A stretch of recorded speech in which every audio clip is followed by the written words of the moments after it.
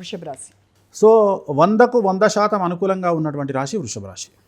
So వృషభ రాశి పట్టిందల్లా బంగారంగా ఉంటుంది. విద్యార్థులకు ఉత్తీర్ణత శాతం పెరుగుతుంది, సమాజంలో గౌరవం పెరుగుతుంది, వీసాలు వస్తాయి, కోరుకున్నటువంటి యూనివర్సిటీలో ప్లేస్మెంట్స్ వస్తాయి, ఉద్యోగాలు వస్తాయి, ప్రేమ సఫలం చెందుతుంది, అవివాహితులకు వివాహ యొక్క సూచనలు గోచరిస్తూ ఉన్నాయి, సంతానం లేని వారికి సంతానం ఉంటుంది, ఉద్యోగస్తులకు ప్రమోషన్లు బదిలీలు ఉంటాయి, పై అధికారుల మన్ననలు ఉంటాయి, రాజకీయ నాయకులకు కొత్త అవకాశాలు నామినేటెడ్ పదవులు వరిస్తాయి, సమాజంలో గౌరవము పేరు ప్రఖ్యాతులు పెరుగుతాయి, ఆడవారికి అన్యోన్యత దాంపత్యం పెరుగుతుంది, రాజకీయంగా వ్యాపారపరంగా ఆడవారికి అవకాశాలు వస్తాయి, రైతులకు 2 పంటల దిగుబడి రాబడి పెరుగుతుంది, వ్యాపారస్తులకు రూపాయికి 100 రూపాయల లాభం వస్తుంది, కళాకారులకు విశేషించే అవకాశాలు వస్తాయి, విదేశాల్లో ప్రోగ్రాంలు నిర్వహిస్తారు, అవార్డులు రివార్డులు పొందుతారు, కొత్త అవకాశాలు వెతుక్కుంటూ వస్తాయి.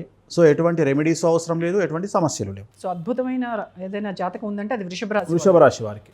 Okay, so super. కర్కాటక రాశి. సో నెక్స్ట్ కర్కాటక రాశి ఇంచుమించుగా 100కు 95% అనుకూలంగా ఉన్నటువంటి రాశి కర్కాటక రాశి. సో వీళ్ళల్లో 2 రకాల సమస్యలు కనిపిస్తూ ఉన్నాయి. గురువు వ్యయంలోకి వస్తూ ఉన్నాడు కాబట్టి కాళ్ళు చేతులకు దెబ్బలు తగిలించుకునే అవకాశం కనిపిస్తూ ఉంది. 60 సంవత్సరాలు దాటిన వారికి ఆరోగ్యపరమైన ఇబ్బందులు కనిపిస్తూ ఉన్నాయి. ఈ 2 సమస్యలు మినహా కర్కాటక రాశి వారికి విద్యార్థులకు ఉత్తీర్ణత శాతం ఉంటుంది, వీసాలు వస్తాయి, విదేశాల్లో ఉద్యోగం ఉంటుంది, స్థిర నివాసం ఉంటుంది, ఉద్యోగస్తులకు ప్రమోషన్లు బదిలీలు ఉంటాయి, ప్రభుత్వ ఉద్యోగస్తులకు పై అధికారుల మన్ననలు ఉంటాయి, రాజకీయ రంగంలో ఉండే వారికి విశేషించి అనుకూలంగా ఉంటుంది, పదవులు వరిస్తాయి, స్త్రీలకైతే పదవులు వరిస్తాయి, అలాగే వ్యాపార రంగంలో అనుకూలతలు ఉంటాయి. సో చాలా చాలా చాలా అనుకూలంగా ఉంటుంది. రైతులకు 2 పంటల దిగుబడి రాబడి అనుకూలంగా ఉంటుంది. సో ఎలాంటి సమస్యలు లేవు. చిన్న రెమెడీ మాత్రమే ఉంది. ప్రతి గురువారం నాడు ఎల్లో కలర్ షర్టు, మగవాళ్ళైతే ఎల్లో కలర్ షర్టు ధరించాలి, ఆడవాళ్ళైతే ఎల్లో కలర్ డ్రెస్ ధరించాలి. సో ఈ యొక్క రెమెడీ వల్ల ఈ సమస్యల నుండి బయటపడతారు. కన్యా. సో నెక్స్ట్ కన్యారాశి 100కి 100% అనుకూలంగా ఉన్నటువంటి రాశి కన్యారాశి. సో కన్యారాశి విపరీత రాజయోగం కనిపిస్తూ ఉంది. కొత్త అవకాశాలు ఎదుర్కొంటూ వస్తాయి, మంచి అనుకూలతలు ఎదుర్కొంటారు. అంటే సమాజంలో గౌరవం పెరుగుతుంది, కొత్త అవకాశాలు, ఉద్యోగాలు, కొత్త బాధ్యతలు, రాజకీయ రంగంలో పదవులు ఏర్పడతాయి. స్త్రీలకైతే మరీ ముఖ్యంగా వ్యాపారంలో, రాజకీయంలో అనుకూలతలు పెరుగుతాయి. విద్యార్థులకు అన్ని రంగాల్లో అవకాశాలు ఉంటాయి. ఉద్యోగస్తులకు ప్రమోషన్లు బదిలీలు ఉంటాయి.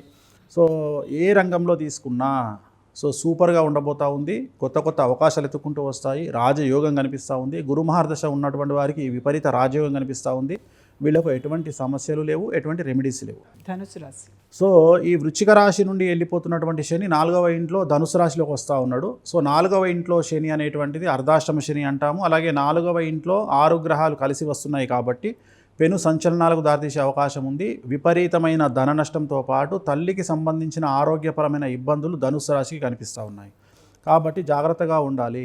ఆర్థికపరమైన ఇన్వెస్ట్మెంట్ల విషయంలో జాగ్రత్తగా ఉండాలి. ఉదాహరణ, డబ్బు ఇన్వెస్ట్ చేయడం అనేటువంటిది వ్యాపారంలో చేయొచ్చు, జాగ కొనడంలో చేయొచ్చు, పొలం కొనడంలో చేయొచ్చు, ఇల్లు కొనడంలో చేయొచ్చు. అలాగే పిల్లలకు సంబంధించినటువంటి వివాహ విషయంలో చేయొచ్చు. వీటిలో చేసేటువంటి డబ్బంతా వృధా అయ్యేటువంటి అవకాశం ఉంది. నమ్మక ద్రోహానికి గురయ్యే అవకాశం ఉంది.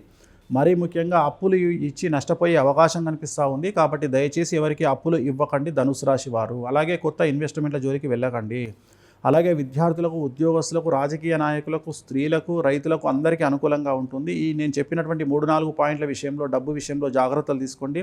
నలుపు రంగు దుస్తులకు దూరంగా ఉండండి. తిరునల్లారు శనీశ్వర ఆలయంలో ప్రత్యేకమైన శని పూజ నిర్వహించడం ద్వారా సమస్యల నుండి గట్టెక్కుతారు. సో చాలా సమస్యాత్మకంగా ఉన్నటువంటి రాశి మీనరాశి. ఎందుకంటే మీనరాశికి ఏలినాటి శని, షష్టగ్రహ కూటమి 2 వస్తున్నాయి కాబట్టి మీనరాశి వారు బాగా సఫర్ అయ్యేది ఆడవారు. రెండవది కళాకారులు, సెలబ్రిటీలు, రాజకీయ నాయకులు, వీళ్ళు వ్యాపారస్తులు, వీళ్ళందరూ విపరీతంగా నష్టపోతారు. న్యాయపరమైన చిక్కులు, ఆర్థికపరమైన చిక్కులు, అప్పు అడగాల్సి రావడము, వాహన ప్రమాదాలు, కుటుంబంలో ఆరోగ్య భంగములు, తల్లిదండ్రులు ఒకళ్ళకు ఆరోగ్య భంగములు, సమాజంలో చెడ్డ పేరు, కుటుంబంలో సంచలనం జరగడము, ఇవన్నీ ఈ సంవత్సరం గోచరిస్తూ ఉన్నాయి. నలుపు రంగు దుస్తులకు దూరంగా ఉండడము, తిరునల్లారు శనీశ్వర ఆలయంలో ప్రత్యేకమైన శని పూజ నిర్వహించుకోవడం, అలాగే గురువారం నాడు లేదా శుక్రవారం నాడు ఎల్లో కలర్ బట్టలు ధరించడము, వీటి వల్ల మ్యాక్సిమం ఇలాంటి రెమెడీస్ చేయడం వల్ల సమస్యల నుండి పూర్తిగా గట్టెక్కి ఏలినాటి శని యొక్క తీవ్రతను తగ్గించుకునేటువంటి అవకాశాలు మీనరాశి వారికి కనిపిస్తూ ఉన్నాయి. అయితే ఇప్పుడు ఈ 12 రాశుల్లో కూడా ఎవరికైతే పరిహారం కావాలో వాళ్ళందరికీ మీరు ఒకటే సూచిస్తున్నారు, తిరునల్లారు శనీశ్వర స్వామి దర్శించుకోండి. ఏంటండి మంచి ప్రశ్న. ఎందుకంటే శని అభయాన్ని ఇయ్యడు ఎక్కడ. శనికి అప్పచెప్పిన పని ఏంటిది? టార్చర్ పెట్టమని.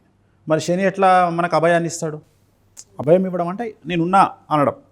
సో మొత్తం ప్రపంచంలో ఉన్న ఏకైక దేవాలయం తిరునల్లార్ శనీశ్వర ఆలయంలో బంగారి కాకి మీద కూర్చొని శని అభయాన్ని ఇస్తాడు. నేను ఉన్నాను ఆయన చూసుకుంటా అంటాడు. సో ఆ మాట ఆయన అన్నాడు అంటే ఇంకా మనకు టెన్షన్ ఎక్కడిది? సో అందుకని అక్కడికి వెళ్ళమని చెప్తున్నా. అభయాన్ని ఆయన దగ్గర నుండి పొందడం ద్వారా సమస్యల నుండి బయటపడవచ్చు. ఎంత పెద్ద సమస్యనైనా హరించేటువంటి గొప్పతనము ఆయన ఒక్కసారి మన వైపు ప్రేమగా చూస్తే శని మనకు ఉన్న సమస్యలన్నీ తొలగిపోతాయి. ఎందుకంటే మనల్ని కొట్టేవాడు ఆయనే కాబట్టి నేను కొట్టపోరా అంటే ఇంకా తిరుగులేదు మనకు. అందుకని అభయాన్ని ఇచ్చే శని కాబట్టి తిరునల్లారు వెళ్ళమని చెప్తాం. ఓకే, అంటే శనీశ్వర స్వాములు చాలా చోట్ల ఉన్నారు కదా, అక్కడే ఎందుకు ప్రత్యేక? నలమహారాజు ప్రతిష్ఠించినట్టు దేవాలయము. నలమహారాజు గురించి మీకు తెలుసు కదా. సో నలమహారాజుకు సంబంధించింది. శని బంగారు కాకి మీద కూర్చొని ఉంటాడు. శని పుట్టిన ఊరు. సో అందుకని ప్రత్యేకత. దీన్ని అంతా ఎక్స్ప్లోర్ చేయడం వల్ల మనకు అవగాహన ఏర్పడుతుంది వీటి మీద. సో అక్కడ శని చాలా ప్రత్యేకించి అభయాన్ని ఇస్తాడు కాబట్టి అక్కడికే వెళ్ళమని చెప్తా ఉన్నాను.